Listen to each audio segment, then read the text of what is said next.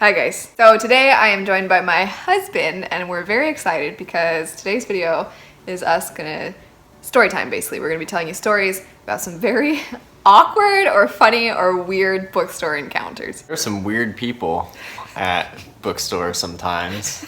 Customers and Booksellers alike. Yes, included. Some of these encounters have been actually really nice but just silly, and then some of them I've been weird and uncomfortable. Yeah. We've actually titled each of the awkward bookstore encounters, so we're gonna read the titles off to you, give you a little taste of every story before you hear the story itself. So, do you want to read them or do you want me to read them? I'll read them. He'll read them. Territory marked. A darker shade of blonde. Pyramid scheme. Old man with lady. Disney conspiracies. Gundam guy. Stalker. And BDSM? our favorite. Yeah, our favorite. Oh. BDSM. We're gonna start with one of our favorites, with the territory marked one. It's a good one. So I was minding my own business, wandering over to the comic books as I want to do, and I was like, I'll look at the single issues just for fun.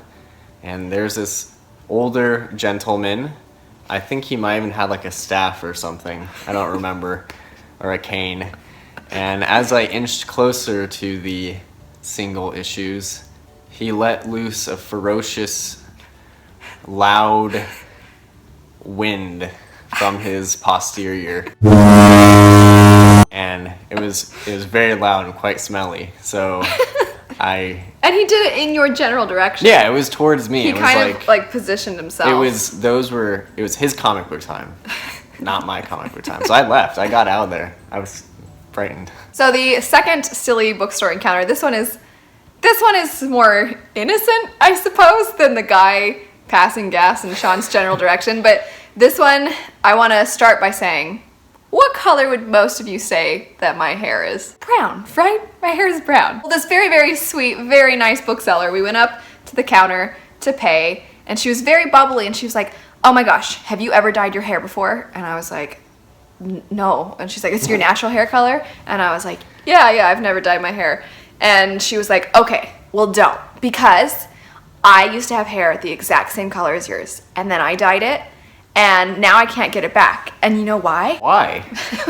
Yeah, I was like, no, why? And she was like, because it's really hard for hairdressers to find that color, because it's not actually brown, it's the darkest shade of blonde. I just completely disagreed. I think I quietly, to myself, was like, so the next story is Pyramid Scheme. And this was at Barnes & Noble. I was once again looking at the comic books, as I do. And this young-ish fellow about my age came up and started, asking me like, oh, what are you looking for? What are you interested in? I've read this. And I was like, oh, usually I don't like talking to people, but this guy seems nice and we have common interests. So I gave him some suggestions, such as the Black Monday Murders, which is great. Before long, I was like, wait, he's being like too nice. And he started I was a little suspicious. Well, initially, you were like, is this guy, like, hitting on me? Yeah, I mean, that's true. That was my first thought. And then it's just like, at some point he wanted me to, like, I think, like, give him money. I don't know, his website or his something. And then I was like, oh, no. He came up to me after. We always kind of go our separate ways at bookstores. And then we reconvene. And then when we reconvene, we are like, oh, did you find anything? And he came up, he goes, well, I thought I made a friend. But I guess I didn't. So this next one, we have to take Elliot at her word.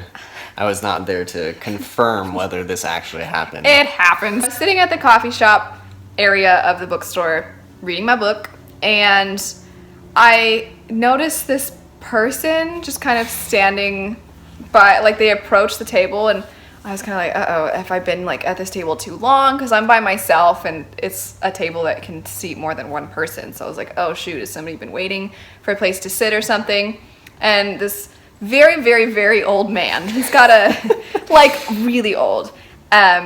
He's got a woman with him who is either his daughter or maybe she's somebody that is assisting him or something. But he comes up to me, she does not look amused. She's like, he comes up to me and he's like, excuse me. And I was like, oh shoot, he's gonna tell me I've been here forever. And he's like, did you know, are very beautiful. I was very caught off guard. So I was kind of just like, oh. And then I laughed and the woman with him just like So she's probably thinking like, oh, geez, Walter over here telling some 20-something-year-old that she's beautiful again, geez. So this next one was kind of scary. I was alone by myself. I was in the bookstore, just not right next to him. And this guy came up to me with cards, little cards, and he handed me one.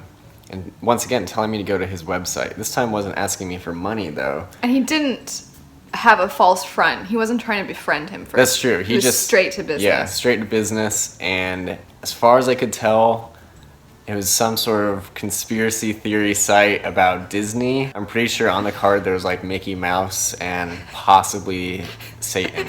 I was like, all right, I'm going to throw this away now and never go to your website because it would scare me. So this next fellow annoyed me a lot. Oh, he was nice, but it was too much. I got a little like, We were at a used bookstore and we found 2 through 6 of Mobile Suit Gundam, which I brought to the register to purchase and then leave. That's how it works. And this guy is like, what? We have Gundam? And I was like, yeah, it's over there. And he's like, we have a manga section? the bookseller. Yeah. And I'm like, yeah, man. Well, actually, I think you told him. You're like, yeah, it's over there. Nicely, too. Yeah, I was nicely. like, oh, yeah, it's in the back. Anyways, he starts freaking out and is like, I love Gundam. It's my favorite thing. I have a shrine to Gundam. If Gundam were a person, I'd marry Gundam. I'm Which like, my girlfriend wouldn't really appreciate. I'm like, haha, can I buy them now? If it had stopped there, this wouldn't be a story, I don't think. It would be over. But then I'm like, all right, I want to buy these. And he put them off to the side. he's like, yeah, so you're buying them for me, right? I'm like, no, I'm not. We're I'm like, buying them for me." we can only fake laugh so much. I feel like it would have been less weird if there hadn't been a line forming. That's what was really strange. He's the only person working at the register, and there starts to be a line, and he's telling us, like, I really love it. I really love it. And then there's, like, long pause, and be like, I didn't even know we had a section for manga. And then, like, we're like, oh, yeah, well, now you know. And he's like, do you want a bag? And I was like, no, that's okay. He's like, because you're leaving them here with me? And it's like, no. I'm buying them now. One of my favorites is up next. It was certainly not a favorite moment of my life while it was happening. I would hope not. No, but it was a favorite. It's a favorite of these stories. It's the stalker story. And I say stalker very, like, he's not a stalker, but Yeah, sort of. we're at this bookstore, and when we first walk in, I'm with him at the comic book section, and I'm just kind of hanging out with him, helping him look for stuff. And then I was like, oh, I'm going to go look at the fantasy section. And so I walk over to that part of the bookstore, and you know how sometimes when you're looking at a shelf of anything and somebody also wants to look at that shelf, you know, like there's that silent, like, oh, I'm like in this person's way, or that person is silently like vibing you, like, hey, can you move? I'm trying to look. So I'm thinking that's what's happening at first, because this guy comes and stands really close to me.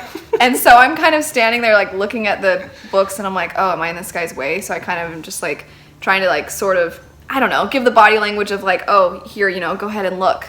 And he just doesn't say anything at first, just gets really close, and he goes, so you're more of a science fiction fantasy person, huh? Which is a really creepy thing to say, because that means he was watching. He was watching of when I was with him. I was looking at the comics with him.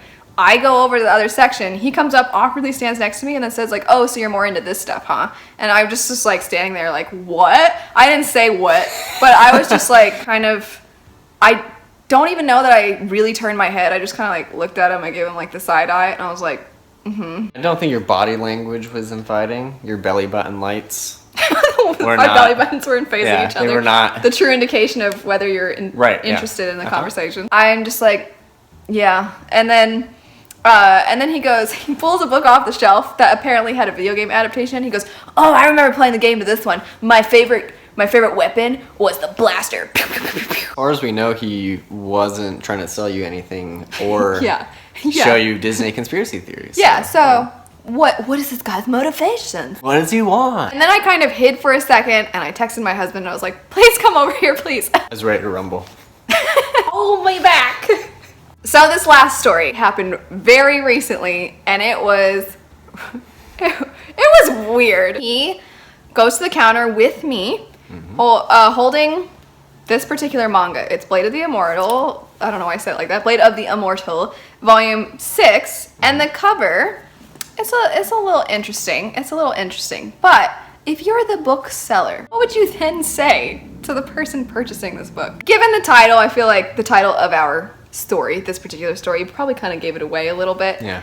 But how he goes about asking if this is BDSM is Very casual. very so casual. Yeah, just like, do a Barnes & Noble card? Yeah. Yeah, I handed the Barnes & Noble card. He goes, oh, she's ready. She's ready. Like, normal, nice guy. Then the guy, like, he scans it and kind of takes a look at it, and he's like, so what do we got here? BDSM? And I, having not read volume 6 yet, but also having read volumes 1 through 5, pretty confident that's not what's going on. So I was like, well, if I had to guess, she's kidnapped in captivity of some sort. And he's like, oh, okay. I feel like as a bookseller, you don't just kind of ask a couple, like, hey, is this some BDSM? It's not like it says on the cover, like, BDSM for beginners. What I will say in this guy's defense, maybe I can kind of see where you might think that based off of that cover. But are we just total prudes here thinking it's kind of weird as a bookseller to ask the person, like, are you reading BDSM, young couple who's standing in front of me? Maybe you just thought we were just super chill.